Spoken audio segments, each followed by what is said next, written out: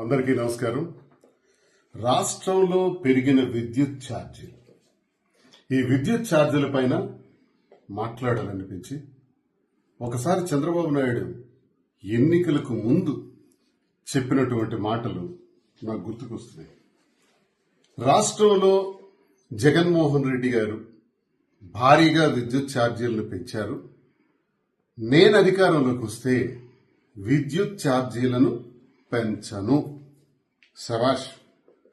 మరి చంద్రబాబు నాయుడు అక్కడితో ఆగాడా? విద్యుత్ ఛార్జీలు పెంచను, అలాగే రేట్లు కూడా తగ్గిస్తాను, విద్యుత్ ఛార్జీలను తగ్గిస్తాను అని చెప్పాడు. రెండో మాట అక్కడితో ఆగల. చాలా విచిత్రంగా మూడో మాట ఏంటంటే, వినియోగదారుల చేతే విద్యుత్తు అమ్మేటట్లు చేస్తాను. ఇది చాలా విచిత్రమైన మాట. వినియోగదారులు విద్యుత్ అమ్మటం, ఇది నమ్మి ప్రజలు చంద్రబాబు నాయుడికి ఓట్లు వేయటం జరిగింది. ఈ మాటలు పులివెందుల్లో ఒకసారి, కడపలో ఒకసారి, పెద్దాపురంలో ఒకసారి, విశాఖపట్నంలో ఒకసారి, తెలుగుదేశం పార్టీ కార్యకర్తలతో టెలికాన్ఫరెన్స్ లో ఒకసారి, పలుమార్లు ఆయన చెప్పడం జరిగింది. ఎవిడెన్సెస్ తో సహా ఏ సమయంలో ఏ సందర్భంలో ఎలా మాట్లాడారని చెప్పడానికి ప్రజలందరికీ తెలిసిన విషయాలు. ఆయన ఎలా చెప్పారన్నది. మరి ఇన్ని చెప్పినటువంటి వ్యక్తి ఎన్నికలు అయిపోయిన తర్వాత విద్యుత్ ఛార్జీలు పెంచటం సంగతి మర్చిపోయి ఈరోజు చాలా విచిత్రంగా చాలా భారీగా వడ్డలు చేసే కార్యక్రమం స్టార్ట్ చేశారు.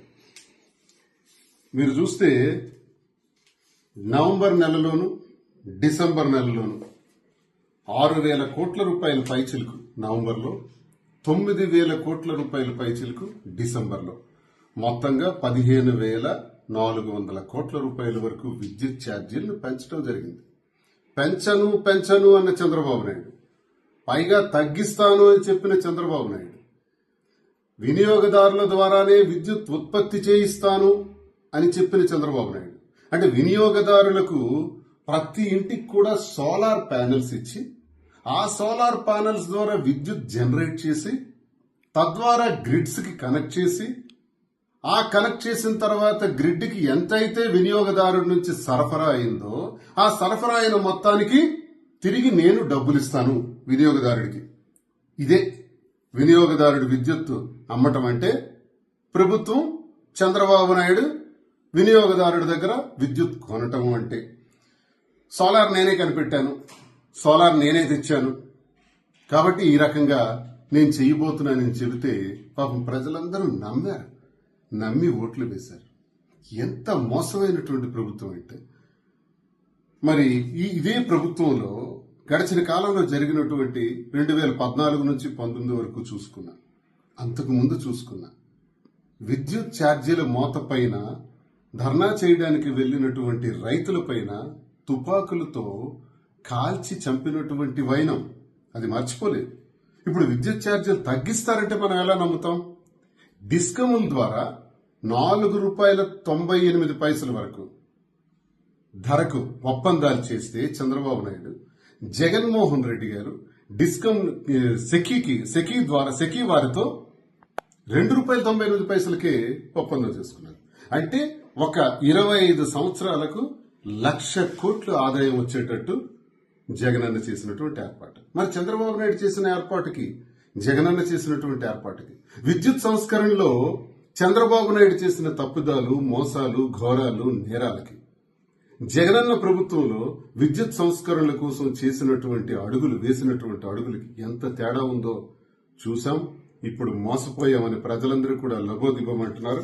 ఒకటే మేము తెలియజేస్తున్నాం, ఏవైతే విద్యుత్ ఛార్జీలు పెంచారో, మీరు పెంచినటువంటి 15,000 కోట్ల రూపాయల పైచిలకు విద్యుత్ ఛార్జీలు ప్రతి ఒక్క వినియోగదారుడు బిల్లు పైన అదనంగా పడుతున్నాయి. ఈ భారం వినియోగదారుడు ఎందుకు మోయాలి? ఖచ్చితంగా ఈ ప్రభుత్వానికి మేము ఒకటే తెలియజేస్తున్నాం, ఏ 15,000 కోట్ల పైచిలకు అయితే పెంచారో, ఏ అదనపు ఫీజులైతే ప్రతి వినియోగదారుడు ఆంధ్రప్రదేశ్ రాష్ట్రంలో కడుతున్నాడు, వచ్చే నెల నుంచి కట్టకూడదు. ప్రభుత్వం వసూళ్లు చేయకూడదు. ఈ జీవోని వెనక్కి తీసుకోవాలి.